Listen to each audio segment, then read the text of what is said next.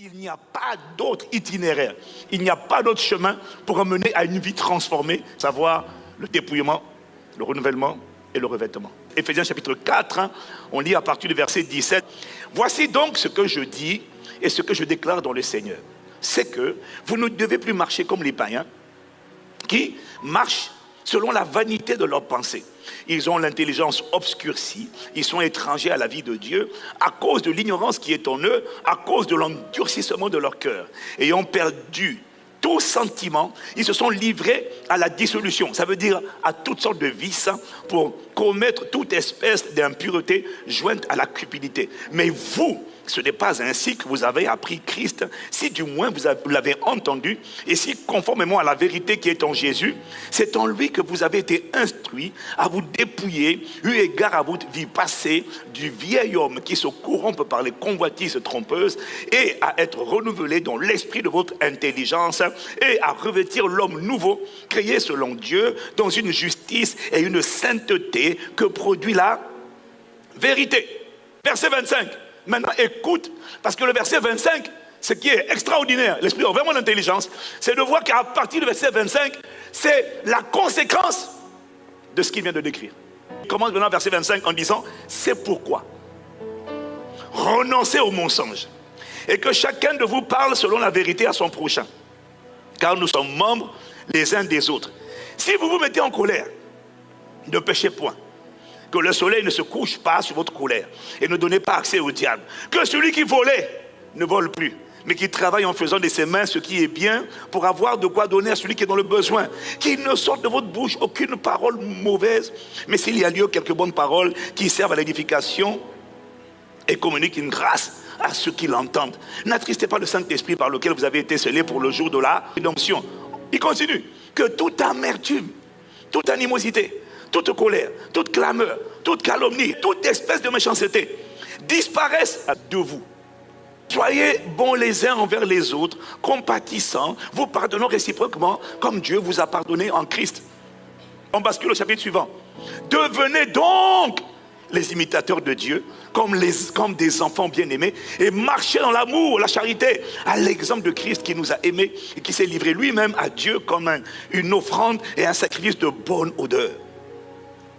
Verset 3, que l'impudicité, qu'aucune espèce d'impureté et que la cupidité ne soit même pas nommée parmi vous, ainsi qu'il convient à des saints qu'on n'entende ni paroles déshonnêtes, ni propos insensés, ni plaisanteries, choses qui sont contraires à la bienséance, qu'on entende plutôt des actions de grâce. Je conclue avec le verset 8, il dit, autrefois vous étiez ténèbres et maintenant vous êtes lumière dans le Seigneur, marchez comme des enfants de lumière. Je dis, waouh, tout ça, c'est la conséquence de ce qu'il a décrit précédemment, avant le verset 25. Paul sait qu'avant de venir à Christ, tous ces non-juifs étaient gens de mauvaise vie. Ils avaient l'intelligence obscurcie. Donc Paul écrit à des gens qui en réalité sont livrés au même combat que toi et moi aujourd'hui. Et pourtant, quand il écrit aux chrétiens des églises, il les interpelle. Poussé par l'esprit, il les appelle à marcher en nouveauté de vie. Il les appelle à expérimenter une vie nouvelle et il explique comment on fait ça. Il s'appuie sur quoi? C'est ce que je t'ai dit tout à l'heure, sur le verset 20 jusqu'au verset 24. Dans ses épîtres, Paul appelle à vivre une vie nouvelle, à marcher en nouveauté de vie. En fait, vous pouvez arriver dans la dimension où vous devenez des imitateurs de Dieu, comme des enfants bien-aimés. Il les appelle à marcher dans la dimension de la vie nouvelle que vous avez reçue. Elle est en vous. Marchez dans cette vie, expérimentez-la, déployez-la, montrez-la pour le faire. Donc, il insiste, il les appelle à marcher dans cette dimension, mais il leur fait comprendre aussi que pour arriver à marcher dans cette dimension de la vie nouvelle, il est impératif pour les chrétiens de toutes les églises de prendre conscience du fait qu'on ne peut pas marcher dans la dimension de la vie nouvelle si on n'a pas d'abord accepté et intégré le fait qu'on est une personne nouvelle. Donc on a reçu une identité nouvelle. Donc qu'on est un nouvel homme. Je t'assure que la plupart des chrétiens disent je suis une nouvelle créature, mais ils n'en sont pas conscients. Donc Paul insiste dans toutes les Écritures. En fait, tu vas voir que Paul insiste. La clé d'une vie transformée commence par la conscience est-ce que je suis une nouvelle personne? Tu ne peux pas vivre, te projeter sur la perspective d'une vie nouvelle si tu n'es pas une nouvelle personne. Les Écritures, en parcourant les épîtres, que ce soit Romains, Colossiens, Éphésiens et Corinthiens, mettent en avant l'existence de deux types d'hommes, qu'on appelle l'ancien homme et le nouvel homme. Deux types de races. Le premier Adam et le dernier Adam. 1 Corinthiens 15, verset 45, il dit, le premier homme, Adam, devint un être vivant. Le dernier Adam est un esprit qui communique la vie. Mais ce n'est pas le spirituel qui vient en premier, c'est le naturel. Ce qui est spirituel vient ensuite. Le premier homme, tiré de la terre, est terrestre ou encore est fait de poussière. Le second homme, lui, il vient du ciel. Tel est le terrestre, tels sont aussi les hommes ou encore les terrestres. Tel est le céleste ou encore l'homme céleste, tels seront aussi les célestes ou encore les hommes célestes. Et de même que nous avons porté l'image de l'homme fait de poussière ou encore de l'homme terrestre, nous porterons aussi l'image de l'homme céleste ou de celui qui est venu du ciel. Il décrit deux types d'hommes. Le vieil homme que la Bible appelle le premier Adam. Adam, c'était le nom d'une personne, c'était également une description. C'est également le nom que portait la race qui est sortie de ce premier homme. Et puis il y a le dernier homme, l'homme nouveau, qui s'appelle Christ. En fait, Christ,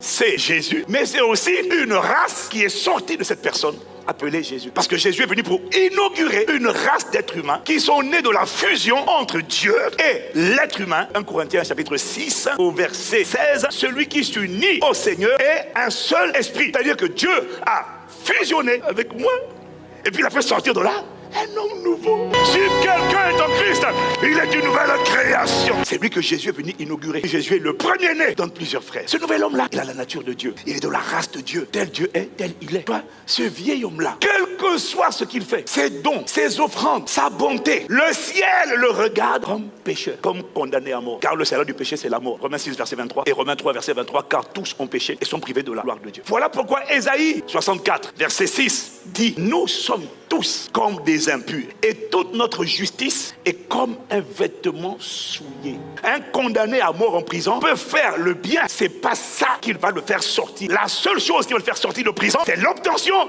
d'une grâce présidentielle.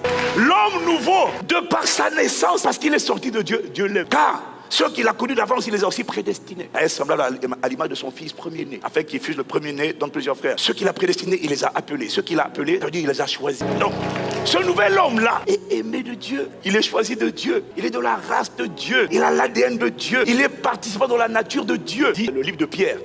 Il a les mêmes traits de caractère que Dieu, parce qu'il est uni à Dieu. Il sort de la fusion entre Dieu et les êtres humains. Donc, les attributs de Dieu sont ses attributs. Le caractère de Dieu, c'est son caractère. En vérité, quand on dit, dans Galates chapitre 5, il parle d'abord des œuvres de la chair. Et puis maintenant, après, il dit, le fruit de l'esprit. dont on parle, c'est le fruit de l'esprit régénéré. C'est pas l'esprit de Dieu, c'est l'esprit de l'homme qui vient de Saint-Esprit. En fait, Galates 5, 22 te parle de toi. Il parle de la nature, du caractère que tu es. Déjà par ta naissance, tu te vois encore abusé. Tu ne te vois pas comme une vierge pure. Et pourtant, c'est ce que Dieu a fait de toi. Ton esprit là. Paul dit, je vous ai fiancé. Je vous ai fiancé un seul époux pour vous présenter à Christ comme une vierge pure. Quel que soit ton passé, dès que tu as accepté Jésus, le nouvel homme là est totalement pur. Donc tu te vois comme une personne coléreuse qui essaie de manifester la douceur. Au lieu de te voir comme une personne douce qui essaie de rejeter la colère. Philippiens chapitre 2, verset 13 dit que tu fais aucun travail. C'est Dieu qui fait le travail en toi. Quand Dieu fait un travail, ça change en moins de 24 heures. Quand c'est toi, ça prend des années. Mon combat, c'est de repousser des voies, accepter qui je suis, prendre les armes de Dieu, renverser les forteresses et enfanter, manifester ce que je suis véritablement. Normalement, si tu t'es assis, fondé dans la vérité, si tu as été instruit, tu te vois comme un saint, mais qui doit se préserver et repousser les traits enflammés de l'impudicité. Parce que je suis un saint. Et même si je tombe dans l'impudicité, je reste un saint qui est tombé dans l'impudicité. Pour Dieu, celui qui est bon, c'est pas quelqu'un qui fait le bien, c'est celui qui est homme nouveau. Alors voilà ce que j'ai entendu. Il m'a dit, pour lui, toute personne qui n'a pas cru en Jésus, quelle que soit sa bonne conduite, dès lors que tu n'es pas en Christ, Dieu m'a dit de te dire, pour le ciel, ce n'est pas la sainteté, c'est la bonne morale. Il m'a dit que la sainteté, ce n'est pas un comportement d'abord, c'est une identité. C'est quelque chose que Dieu confère à quelqu'un, que Dieu prend spirituellement, et puis il le place, il le cache en Christ. Dès que Dieu a caché quelqu'un en Christ, il l'a sanctifié. Ça veut dire qu'il l'a mis à part. Ce ne sont pas tes bonnes œuvres, ta bonne conduite qui te rendent saint, c'est ton positionnement qui te rend saint. L'Esprit m'a dit, ton problème, c'est que tu n'as pas compris ça. Si vous avez été instruit en Jésus, vous dépouiller du vieil homme qui se corrompt par ses convoitises trompeuses, à être renouvelé dans l'esprit de votre intelligence et à revêtir l'homme nouveau. Tes imperfections, tes fautes ne le découragent pas. Sa nature, c'est l'amour. C'est ce qu'il a fait de toi. Là, je suis en train de le revêtir, de prendre la conscience de lui. Oh, et parce qu'il est écrit que l'Esprit de Dieu rendra témoignage à votre esprit. Alors cet esprit rend témoignage à mon esprit. Rends-moi conscient de qui je suis. Rends-moi conscient. Des fois, veulent m'embrouiller. Mais Saint-Esprit, rends-moi conscient. Je suis déjà aimable, aimant, paisible, pacifique, doux. Mais pourquoi tu bascules dans la dépression? Pourquoi tu es découragé? C'est parce que tu n'as pas compris que toi, tu es quelqu'un d'endurant. Alors dès que les vents viennent, tu dis je suis en train de craquer. Non, ma nature, c'est la persévérance. Je ne craque pas. Je suis quelqu'un de persévérant. Mais comment je fais face au vent et aux tempêtes de la vie? Je m'enfile de Christ et je commence à rentrer dans l'adoration. Et soudainement, sa persévérance va sortir de moi, va me remplir, parce que je ne peux pas le vivre sans lui. Je ne peux pas y arriver sans lui. Je dépends de lui. La connaissance est une chose, mais ça ne suffit pas. Il faut le revêtement. Il faut le revêtement.